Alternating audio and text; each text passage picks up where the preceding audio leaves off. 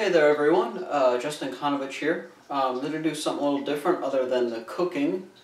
I actually want to talk about something that's pretty important to me, and that is the top 5 writing cliches that just drive me nuts. I wanted to do this because because it's important to me, and even though this has nothing to do with cooking, I'm working on 3 comic books, 2 of which are a cooking dojo included. Plus, I have the different characters on my show that, I wrote backstories and personalities for, so the whole point of this here is just to express my opinion and also hopefully to help some of you that might be a little confused as, what you want to write about. So here are my top 5 most annoying story cliches. 5.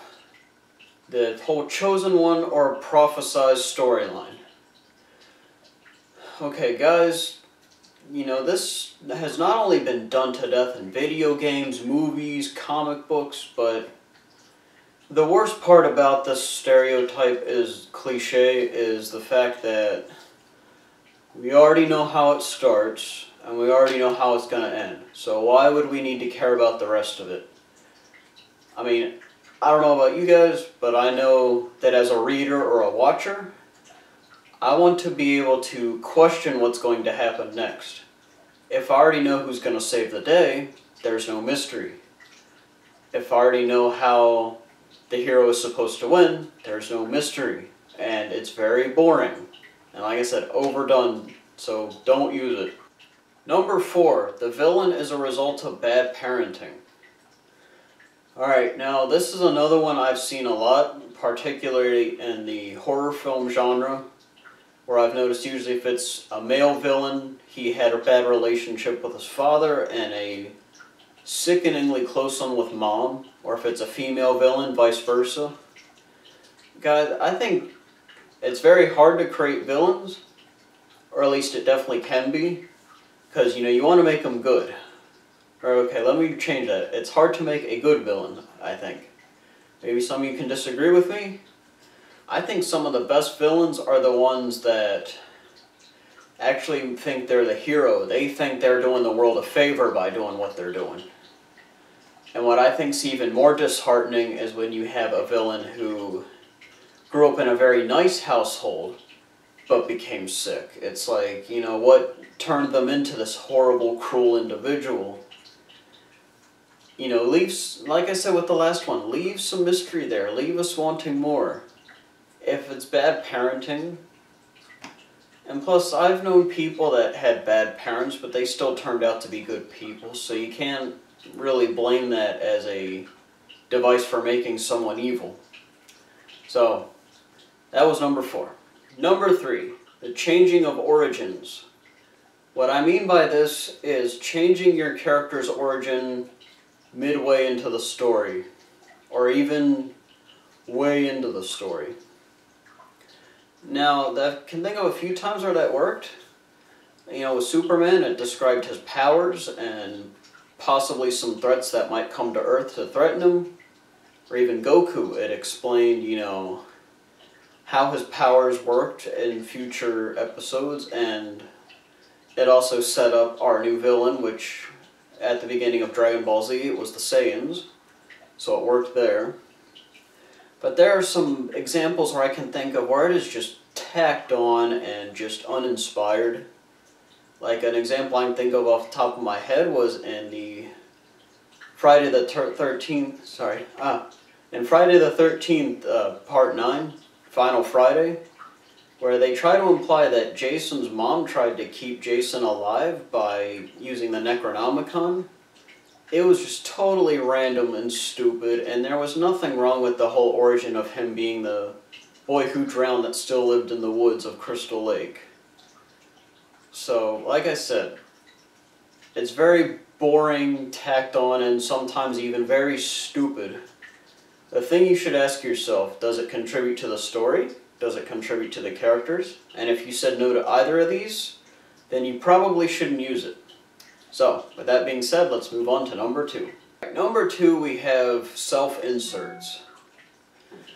Alright, now I'll admit there's a comic I'm working on right now that has some self-inserts in it. You know, one of the main characters being based off me and some of the other ones being based off my circle of friends. And I want to admit, and even I'm trying to be careful with this, the problem with writing self-inserts is the fact that, you know, no one wants to see themselves fail. So it's going to be very easy to write them as a flawless character. And I've seen it in a lot of preteen fan fiction, and that is where it needs to stay. You know, you don't want the character that is just there to make all the other heroes look like incompetent, you know, morons. And, you know, we don't want characters that are perfect. We want to see characters that are believable, that are relatable, that go through everyday issues just like everybody else. So, like I said, not the worst thing, but when I see it, it's usually just bad. So be very careful if you decide to use this plot device. And my number one story cliche is porn-type romance scenarios. This is another one that really just needs to stay in the preteen fan fiction genre. Now look, I'm not the target audience for romance. I wouldn't even know how to write one. But please, do not write characters that do porn-type scenarios, especially when it's a self-insert, because, you know, it's nothing personal, but nobody needs to know your fantasies. And it's just random and just stupid. I mean, I think some of the best on-screen romances I've seen in movies had no sex scenes. They were written well enough that there was chemistry between the two characters, and it worked like a real-life romantic relationship. Anything else we just left to our imagination. In fact, when I've actually started writing some characters in romantic relationships, but the funny thing is, I never intended them to be romantic relationships originally.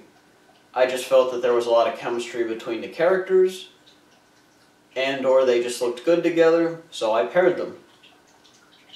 In fact, I think anyone that's ever had trouble with finding a relationship has been told, you will find it when you're not looking.